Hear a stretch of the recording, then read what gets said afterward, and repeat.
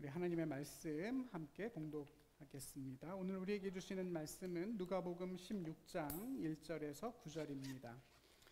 신약성경 122쪽 누가복음 16장 1절로 9절까지의 말씀 제가 봉독하겠습니다. 하나님의 말씀을 경청하겠습니다.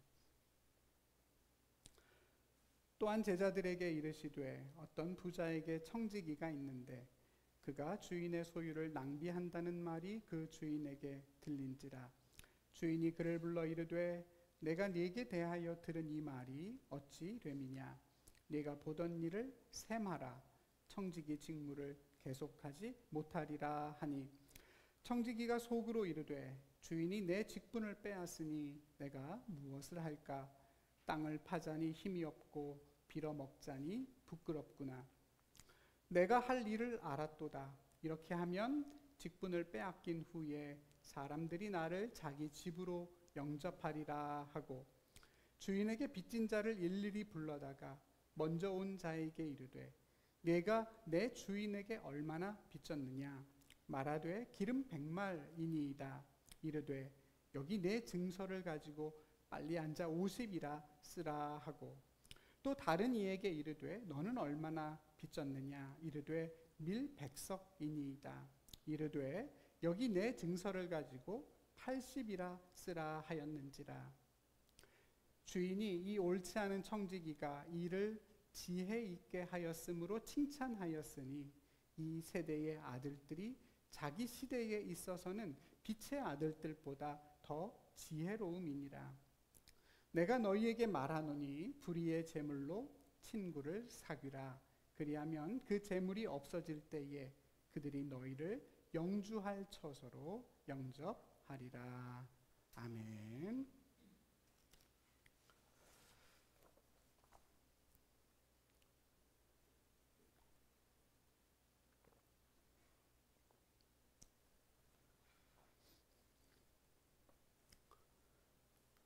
오늘 본문 3절에 내가 무엇을 할까를 오늘 말씀의 제목으로 삼습니다.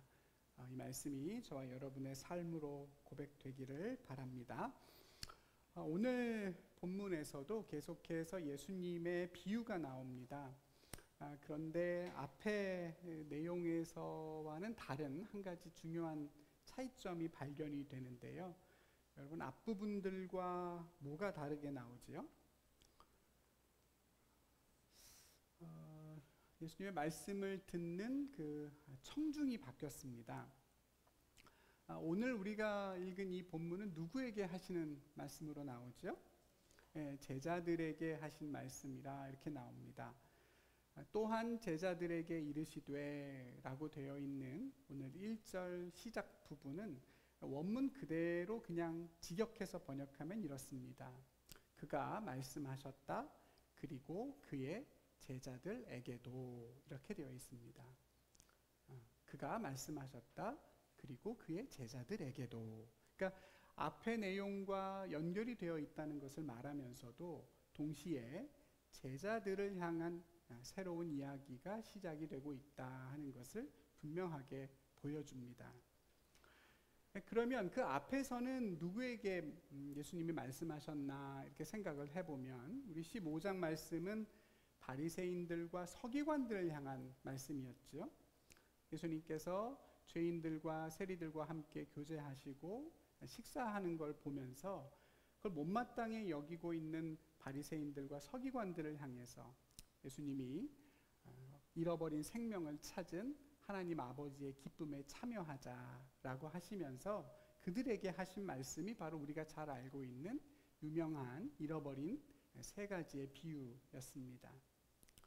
그러면 그 앞에, 더 앞으로 가서 14장에서는 누구를 향해서 말씀하셨나 기억해 보면, 예수님을 따라오는 많은 사람들을 향해서 예수님이 하신 말씀이었습니다. 사람들이 예수님을 우르르 이렇게 다들 몰려 나와서 따라오니까 예수님께서 발걸음을 멈추시고 뒤를 쳐다보시면서 사람들에게 하신 말씀이었죠. 너희 그렇게 나를 따라오기 전에 어떻게 해라? 먼저 앉아서 계산해보고 생각해보고 나를 따라와라. 내 제자가 되는 길에 필요한 그 대가를 치를 준비가 되어 있는가를 잘 생각해보고 따라와야 된다 그랬습니다. 기억나시죠, 여러분? 네. 따라와야 된다 그랬어요.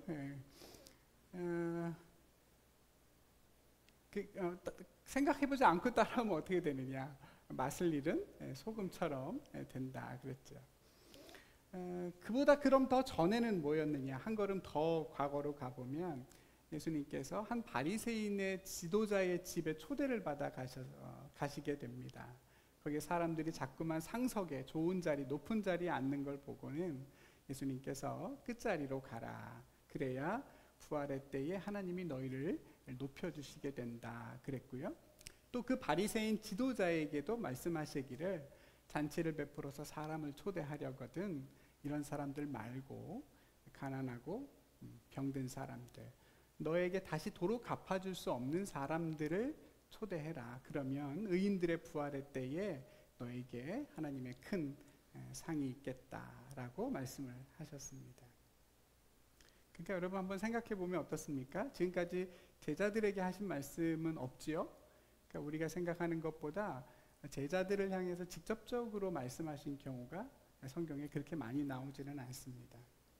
그러니까 지금까지 이 이야기들이 이렇게 진행되어 온 것들을 우리가 생각해 보면 오늘 이 예수님의 말씀이 제자들을 향하여 있다 하는 이 사실은 대단히 중요한 의미를 가집니다.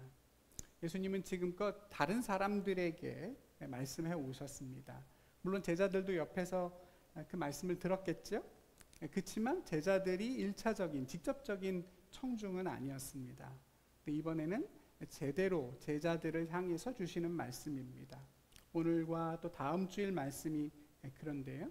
그러니까 제자들도 더 마음을 기울여서 집중해서 예수님의 말씀을 들었겠죠. 저와 여러분도 과연 예수님께서 제자들에게는 따로 뭘 말씀하셨을까 함께 마음을 열고 하나님의 말씀을 들어보면 좋겠습니다.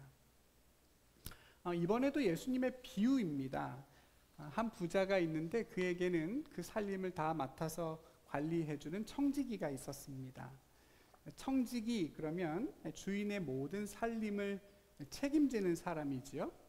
요즘에 대한성서공회에서 새로 번역된 한글 성경이 나왔는데요. 그 새 한글 성경에 보니까 살림직이라 이렇게 옮겼습니다. 살림직이. 그러니까 주인의 모든 살림을 총괄합니다. 땅과 재산과 곡식과 사람까지 다 관리하고 주인에게는 중간중간 결산해서 보고를 하죠. 그만큼 권한이 크고 또 권력이 있었겠죠. 주인을 섬긴다는 점에서는 종이지만 그러나 그 역할에 있어서만큼은 주인이나 진배가 없습니다. 그렇기 때문에 이런 청지기들, 살림지기들은 종임에도 불구하고 일반 시민, 일반 자유민들이 대단히 많았다고 기록에 나옵니다. 단순히 종이 아니라 대단히 능력이 있고 경험도 있어야 되고 신뢰할 만한 그런 사람이어야 한다는 뜻입니다. 그런데 이 부자의 청지기가 주인의 소유를 낭비한다 하는 말이 주인의 귀에까지 들리게 됐습니다. 그가 얼마나 어떻게 낭비했는가는 성경에 나오지 않지만 이 낭비하다라는 단어를 제가 찾아보니까 우리가 앞에 15장에서 두 번째 아들이 탕자가 재산을 가지고 가서 낭비했다라는 바로 그 단어를 쓰고 있습니다. 그러니까 흥청망청 막 써댄 거겠지요. 내 돈도 아니고 또 주인이 계속 그걸 확인하는 것도 아니니까 그냥 풍덩풍덩 아까운 줄 모르고 아무렇게나 쓰다가 주인의 재산이 줄줄 새고 있었습니다. 그 상황을 인지한 주인이 이제 그 청지기를 불러서 해고를 통보하게 됩니다. 너 이제 그만해라. 네가 하던 일 다 마무리하고 장부 다 셈해서 다음 사람에게 인수인계하고 너는 가라. 이렇게 해고를 통보합니다. 그래도 여러분 주인이 나름 너그럽지 않습니까? 그렇죠? 낭비한 거 일일이 다 계산해가지고 처벌하고 끼친 손해를 다 되돌려 받을 때까지 어디 감옥에 가두는 것이 아니라 그 직분을 빼앗는 것으로 일을 마무리합니다. 아마도 고의적인 어떤 범죄의 문제가 아니라 낭비한 문제이기 때문에 그렇게 넘어갔을 수 있겠습니다. 상황이 이렇게 되니까 청지기가 생각을 합니다. 이제 난 뭘 해야 될까? 이렇게 쫓겨나니 어디 가서 청지기 하긴 틀렸죠? 다른 주인에게 가서 똑같이 청지기 노릇은 어렵겠습니다. 그럼 도대체 뭘 해서 이제 먹고 살아야 되나? 땅을 파자니, 육체 노동을 하자니 기력이 없고, 항상 머리만 썼다 보니까 기력이 없고, 또 다른 사람에게 빌어먹자니 내가 그래도 청지기까지 한 사람인데 부끄러워 못하겠다. 그럼 어떻게 하지? 고민을 합니다. 그러다 한 가지 좋은 생각이 떠올랐어요. 옳지, 내가 할 일을 찾았다. 이렇게 하면 되겠구나. 청지기 직분을 빼앗긴 다음에도 나를 맞아주고 나를 도와줄 사람들을 미리 좀 만들어 놔서 그들의 도움을 받으며 살아야겠다 생각을 합니다. 어떻게 하죠? 주인에게 빚진 사람들을 다 불러서 빚을 깎아줍니다. 오늘 본문에는 2명만 나오지만 오늘 5절에 보면 일일이라는 단어를 썼습니다. 그러니까 상당히 많은 채무자들을 일일이 다 하나씩 불러서 다운 계약서를 써준 셈입니다. 일일이 다 불러서 묻습니다. 당신 주인에게 얼마 빚졌소? 기름 100말 빚졌습니다. 그랬습니다. 기름 100말. 말이라고 번역된 단어를 제가 사전에서 찾아보니까 22리터 정도의 양이라고 합니다. 무게로 따지면 한 22kg가 되죠. 기름 100마리니까 2200리터, 무게로는 2200kg이니까 올리브유 2.2톤입니다. 꽤 많죠? 빚을 많이 졌습니다. 학자들에 따르면 일반 노동자의 3년치 월급에 해당한다 그럽니다. 근데 그걸 이 청지기가 그냥 절반을 뚝 잘라서 감을 해주는 겁니다. 100말, 50말로 고쳐라. 그렇게 차용증을 새로 쓰게 되죠. 어떤 걸 알 수 있습니까? 당시의 청지기의 고난이 얼마나 막강한가를 알 수 있습니다. 뭔가를 빌려줄 때 몇 프로 이자를 받을 것이냐, 언제까지 갚게 할 것이냐, 갚지 못하면 얼마나 더 고리대금을 받을 것이냐, 가뭄이나 홍수나 자연재해가 나서 잘 갚지 못하게 됐을 때는 소장료를, 이율을 얼만큼 낮춰줄 수 있을 것이냐, 이런 모든 것들에 대한 권한을 청지기가 가지고 있습니다. 주인의 재산으로 주인의 이익을 관리하는 사람이지만 경영상의 이 융통성을 발휘할 수 있도록 충분한 자율권을 가진 사람이었던 겁니다. 다음 사람은 더 심합니다. 밀 100석을 빚졌습니다. 이 100석의 석이 우리나라 가만이랑 똑같은가 찾아보니까 이 석이라고 번역된 코로스는 우리로 따지면 220kg입니다. 우리 쌀 한 가마니가 80kg니까 훨씬 더 3배나 더 큰 단위가 되겠지요. 밀 100석이면 밀 22톤입니다. 엄청난 양입니다. 노동자가 한 10년 일해야 쓸 수 있는 그런 돈이에요. 이것도 이제 제멋대로 줄여줍니다. 기름하고 쌀, 기름하고 곡식은 이 깎아주는 비율이나 이자가 달랐던 모양이에요. 100코로스를 80코로스로 바꿔 써주게 되죠. 그러니까 여러분 빌려준 것만 봐도 이 주인이 얼마나 부자인가 하는 걸 알 수 있죠. 어마어마한 부자였던 것 같습니다. 빌려간 금액들이 상당하고 아마 대지주였고 청지기도 그만큼 권한이 컸겠다 생각이 됩니다. 어쨌든 이 비유의 이야기 속에 나오는 청지기는 자기에게 남아있는 그 청지기의 권한, 그 짧은 시간 동안에 그렇게 주인에게 빚진 사람들을 다 일일이 불러서 그 빚의 일부를 탕감해 줬습니다. 채무자들 입장에서는 정말로 고마웠겠죠? 적게는 20%에서 많게는 절반의 빚을 감해 줬다고 한다. 저희 집의 빚을 그렇게 반쯤 갚아준다고 하면 생명의 은인으로 생각할 것 같은데요. 반드시 그 사람에게 호의를 베풀려고 할 겁니다. 물론 사람에 따라서는 화장실 들어갈 때 마음이 다르고 나올 때 마음이 다르기도 하겠지만 여기서 우리가 주목해야 될 부분은 로마라는 사회는 그렇지 않았다는 것입니다. 로마는 그렇게 내가 호의를 받은 것, 은혜를 받은 것을 절대로 잊거나 또는 외면하지 않는 사회입니다. 호의를 주고받고 은혜를 주고 또 받으면서 관계가 형성되는 사회였기 때문입니다. 로마 사회의 두 가지 관계의 축은 수평과 수직입니다. 수평은 친구 관계인데 친구라고 할 때 그 말은 우리가 일반적으로 생각하는 것처럼 친한 사이를 말하는 것이 아니라 내가 호의를 베풀었는데 그 사람이 나에게 호의를 되돌려 줄 수 있는 수평적인 관계일 때를 친구라고 말합니다. 그 친구라고 하는 수평적인 하나의 축이 로마 사회를 이끌어가는 대단히 중요한 기본입니다. 그 관계가 무너지면 내가 호의를 베풀었는데 호의를 갚지 못하면 그때부터는 수평이 아닌 수직 관계가 되는 겁니다. 주종이 되거나 또는 왕과 제후가 되거나. 그러니까 로마 사회의 두 가지 시스템의 축은 그겁니다. 친구 관계와 주종 관계인 것이죠. 그러니까 이 두 개의 질서를 명확하게 이해하고 있기 때문에 이 청지기가 그걸 이용하는 겁니다. 단순히 내가 빚을 갚아주면 그 사람이 나에게 고마워하겠지 이게 아닙니다. 반드시 저 사람은 나에게 호의를 베풀 수밖에 없다 하는 확신이 가지고 있는 겁니다. 근데 주인 입장에서는 어떻습니까? 말이 안 되지요? 말이 안 됩니다. 얼마나 어이가 없었을까요? 모든 거 다 정리하고 마지막으로 장부 다 셈해서 인수인계하라고 그랬더니 남의 재산 가지고 괜히 자기가 은혜를 베풀고 생색을 냅니다. 대단히 뻔뻔하고 끝까지 괘씸하지요. 아무리 청지기의 권한 안에서 그런 일들을 했다고 해도 그냥 용납하기 어렵습니다. 책임을 물어야 되고 끝까지 처벌해야 되지요. 근데 이 주인의 반응이 좀 이상합니다. 화내고 처벌하는 것이 아니라 이 청지기가 참 일을 지혜롭게 했다 이렇게 칭찬을 합니다. 너무나 이상한 사람이죠. 물론 너 참 잘했다 이렇게 칭찬한 건 아닙니다. 제가 이 말씀을 읽으면서 도대체 어떻게 칭찬을 했나 이게 무슨 말인가 제가 원문을 찾아보니까 칭찬하다라는 단어가 약간 문제가 있습니다. 유대인들이 사용하는 일반적인 칭찬하다라는 단어가 아니라 여기에 사용된 동사는 기본 의미가 인정하다라는 뜻입니다. 인정하다는 말이 폭넓게 쓰이면 그것도 칭찬하다가 되겠죠.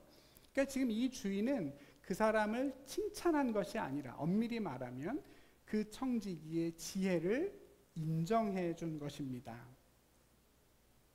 그렇다고 해도 참 대단한 주인 아닙니까? 그렇죠? 워낙에 재산이 많아서 그런 건지 돈에 대한 관점이 달라서 그런 것인지 아니면 이미 이렇게 벌어진 일을 다시 주워 담을 수가 없다고 생각해서 그런 건지는 모르겠지만 내 재산이 그만큼 갑자기 사라졌는데도 전혀 다른 차원에서 이 문제를 바라봅니다. 물론 주인 입장에서 보면 여러분 이미 그렇게 다운계약서를 써줬는데 그걸 다시 또 사람들 일일이 불러서 그거 잘못된 거니까 다시 원상복구해서 다시 써. 이거 번거롭기도 하고 주인의 모양이 빠지기도 하겠지요. 근데 그럴 바에야 차라리 빚을 너그럽게 탕감해준 좋은 주인이다 하는 그런 소문이나 그런 여론을 가지는 게 더 나에게는 이익이다 이렇게 생각했을 수도 있겠습니다. 어쨌거나 이 주인은 그 청지기의 지혜를 칭찬합니다. 인정합니다. 그 지혜를 높이 삽니다. 그렇다고 해서 그 행위를 옳게 인정한다는 뜻은 아닙니다. 8절에 보니까 그 청지기를 가리켜 옳지 않은 청지기라고 했습니다. 불의한이라는 뜻입니다. 옳지 않고 불의합니다. 근데 문제는 뭐냐면 불법은 아닌 것 같습니다. 만약에 그 주인의 돈을 자기 주머니에 넣었으면 그건 불법이겠죠. 그러나 지금 이 사람은 자기의 청지기의 권한 아래에서 좋지 않은, 옳지 않은 행위를 했다는 얘기입니다. 비록 윤리적으로나 도덕적으로는 비난받을 소지가 있겠지만 그냥 거기까지입니다. 지금 주인이 주목하는 건 뭐냐면 그의 의로움이나 그의 착함이 아니라 그의 지혜입니다. 내가 지금 처해 있는 상황과 현실을 분명하게 알고 직시하고 내가 지금 여기서 할 수 있는 최선의 길을 생각해내서 그 일을 아주 단호하고 용감하게 실현해낸 겁니다. 비록 주인의 돈이지만 내 권한을 이용해서 그 로마 사회가 가장 중요하게 생각하는 그 지점을 정확하게 건드려서 자기의 살 길을 찾아낸 겁니다. 주인은 그런 청지기의 모습에 감탄하고 그걸 높이 평가합니다. 지혜를 인정하는 겁니다. 예수님은 이 비유를 마무리하시면서 8절 후반부에 이렇게 말씀하세요. 이처럼 이 세대의 아들들이 자기 시대에 있어서는 빛의 아들들보다 더 지혜롭다 그랬습니다. 이 세대의 아들들 누구겠습니까? 그냥 세상 사람들을 말합니다. 세상 사람들은 자기 시대에 있어서, 다시 말하면 지금의 이 시대를 살아가는 데 있어서는 빛의 제자들보다, 누구겠습니까? 예수님의 제자들보다 어떻다? 세상 사람들이 더 지혜롭다 하십니다. 윤리적으로나 도덕적으로 옳다는 게 아닙니다. 불의합니다. 그러나 옳지 않지만, 그러나 그 시대의 법과 질서 안에서 나의 살 길을 찾아서 가는 그 판단과 행위가 더 지혜롭다는 거예요. 내가 사용할 수 있는 모든 권한과 수단을 최대한 이용해서 나에게 임박해 있는 불행한 그 시간을 예측하고 대비한다는 겁니다. 그 지혜의 관점에서 볼 때 빛의 아들들은 지금 어떻게 살아가는가 보니까 예수님 보시기에 세상 사람들보다 지혜롭지가 못하다. 그게 오늘 주님 비유의 메시지입니다. 그러면서 9절 말씀에서 이렇게 권면하세요. 내가 너희에게 말하노니 불의의 재물로 친구를 사귀라. 그리하면 그 재물이 없어질 때 그들이 너희를 영주할 처소로, 영원히 머물 집으로 인도하리라 그랬습니다. 여러분, 이게 무슨 말인지 이해가 되시나요? 불의의 재물로 친구를 사귀어라. 그러면 그 재물이 없어질 때 영원한 처소로 그들이 너희를 영접할 것이다. 앞에 비유를 우리가 잘 생각해 보면 좀 이해할 수가 있습니다. 예수님이 제자들에게, 오늘 우리에게 어떤 모습, 어떤 지혜를 요구하시는지를 우리가 조금은 헤아릴 수가 있습니다. 먼저 예수님께서는 지금 우리가 어떤 상황에 처해 있는가를 잘 이해하라고 하세요. 여러분, 지금 우리의 처지를 예수님은 어떻게 바라보고 계시지요? 여유롭고 한가합니까? 그렇지 않지요? 네. 다급하고 절박하지요? 그렇지요? 네. 우리의 현재 상황이 얼만큼 다급하냐?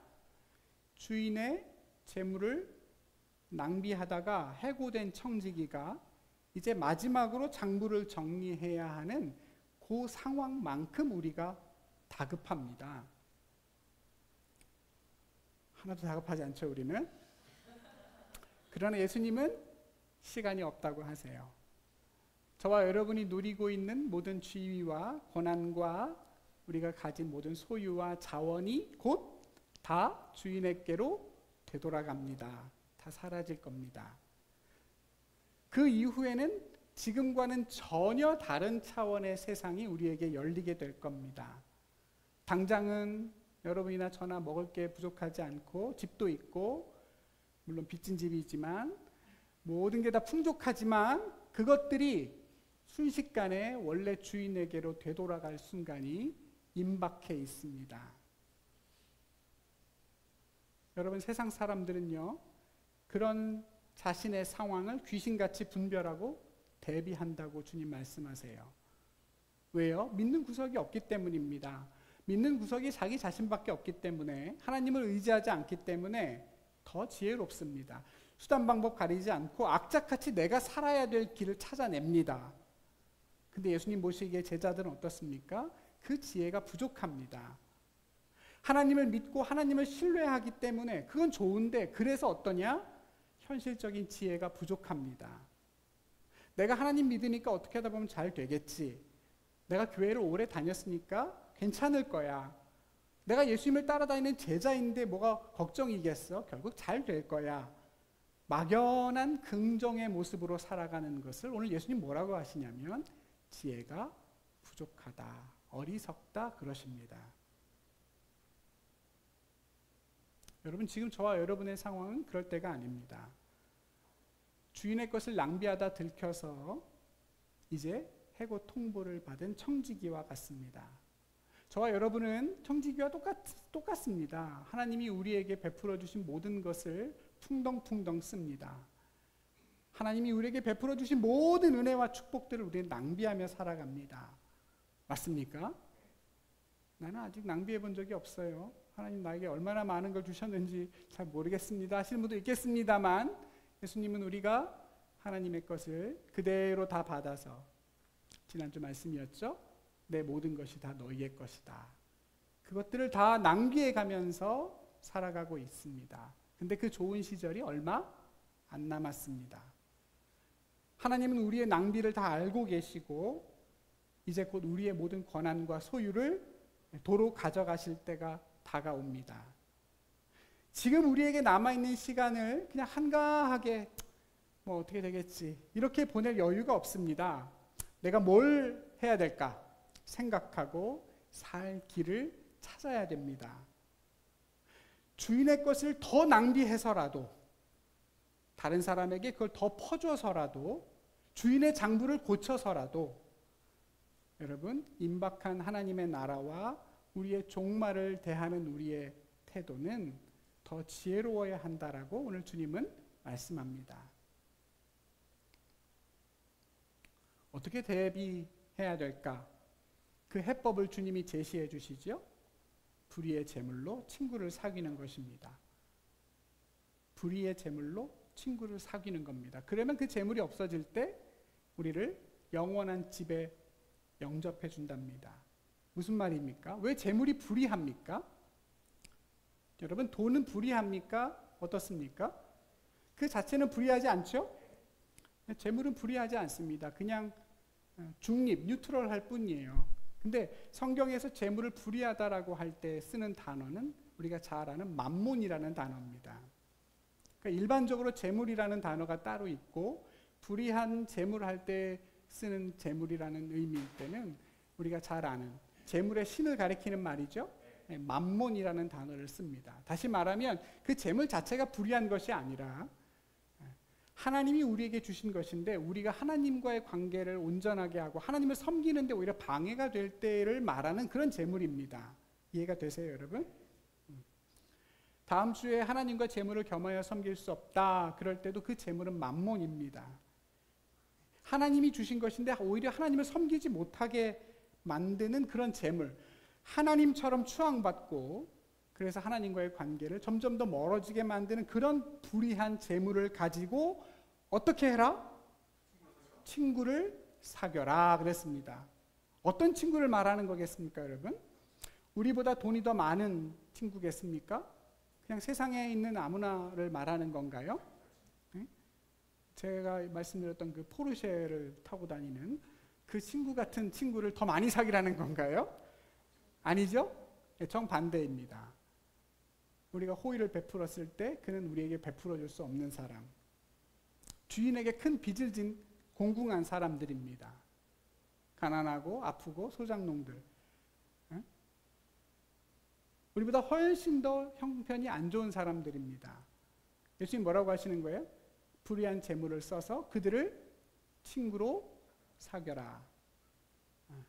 왜요? 그들이 지금은 우리에게 은혜를 입고 여기서 갚아주지 못하지만 근데 그 빚을 반드시 갚을 때가 온다는 거지요. 그게 세상의 질서랍니다. 로마의 질서였어요.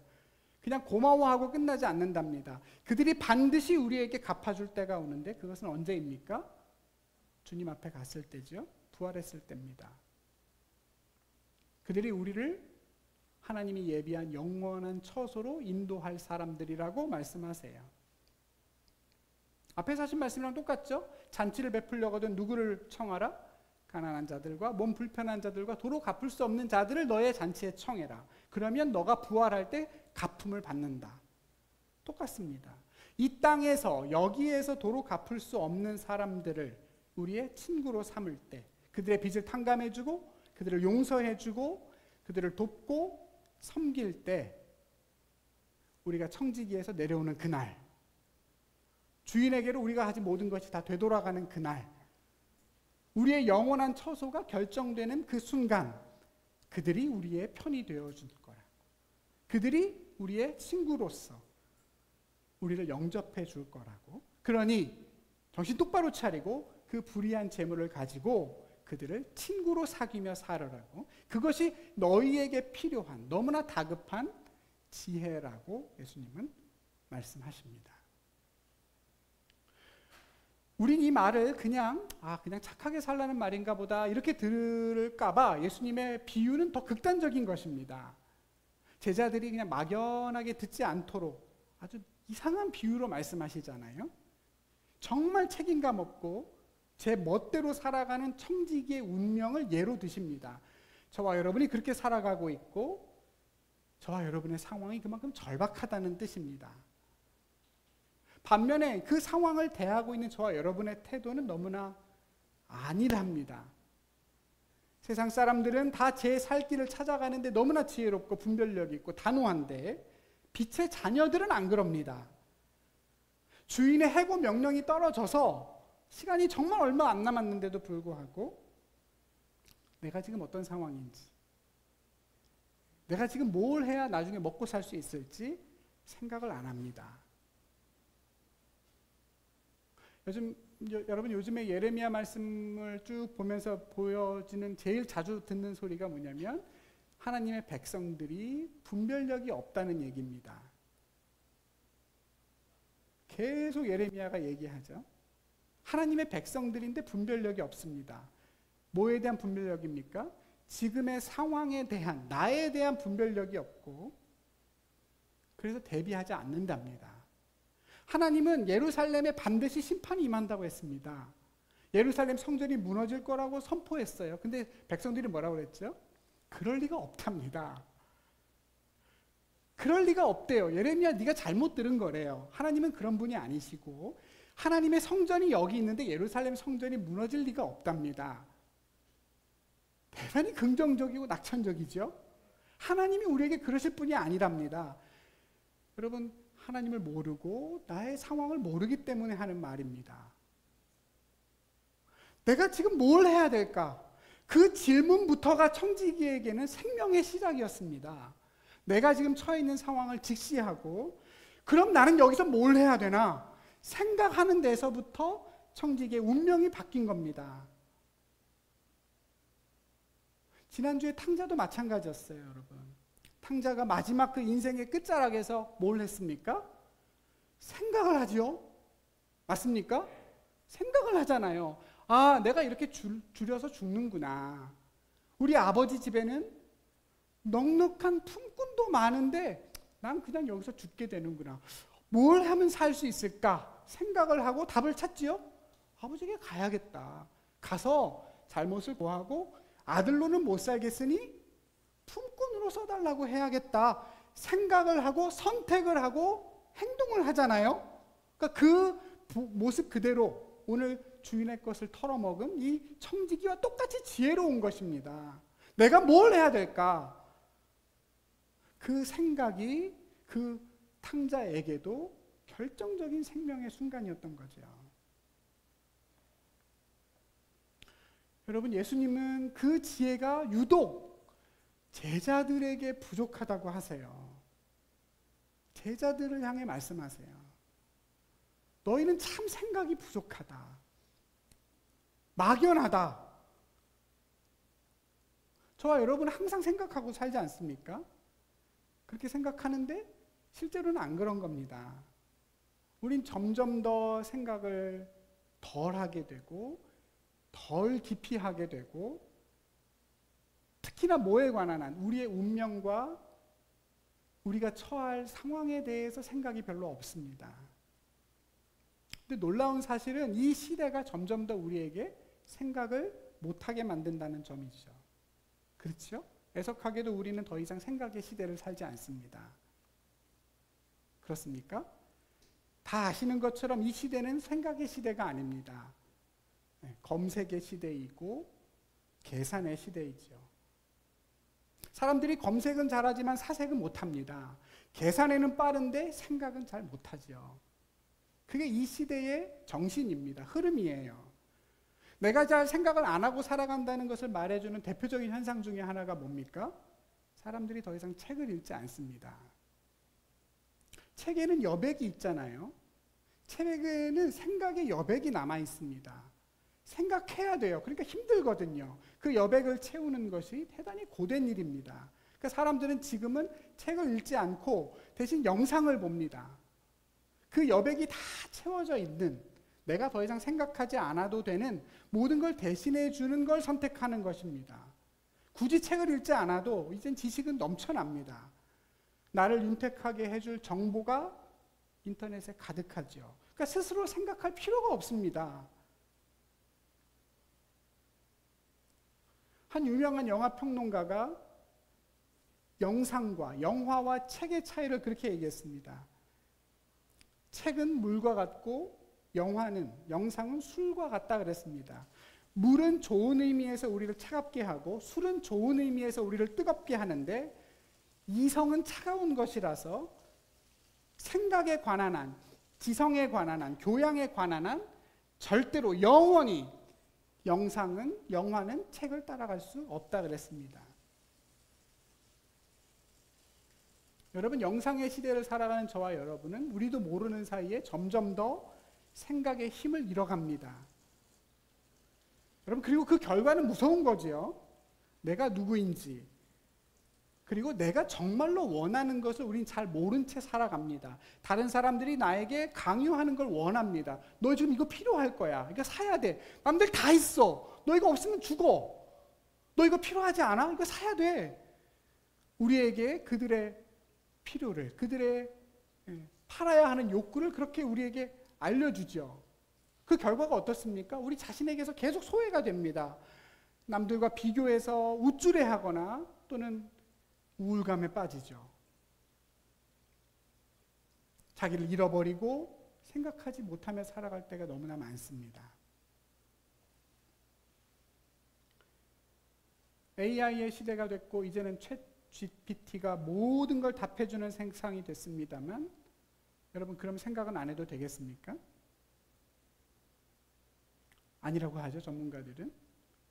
이럴 때야말로 생각을 해야 된다고 합니다. 제가 엊그제 TV를 보다가 한 그 AI 전문가가 나와서 하는 얘기를 들었는데 AI가 거짓말을 한답니다. 들어보셨습니까? AI가 거짓말을 합니다. 그걸 AI 할루시네이션이라고, AI의 환각이라고 하는데요. 그러니까 우리가 검색해서 나온 결과물이 AI의 거짓말일 때가 있답니다. 무서운 얘기 아닙니까? 저만 무서운가요? 무섭지 않습니까? 그 환각의 세상에서 분별하고 제대로 판단해서 살기 위해서라도 저와 여러분은 열심히 일부러 생각하고 일부러 책을 읽고 일부러 그 생각들을 함께 나누면서 살아야 할 겁니다. 그렇지 않습니까?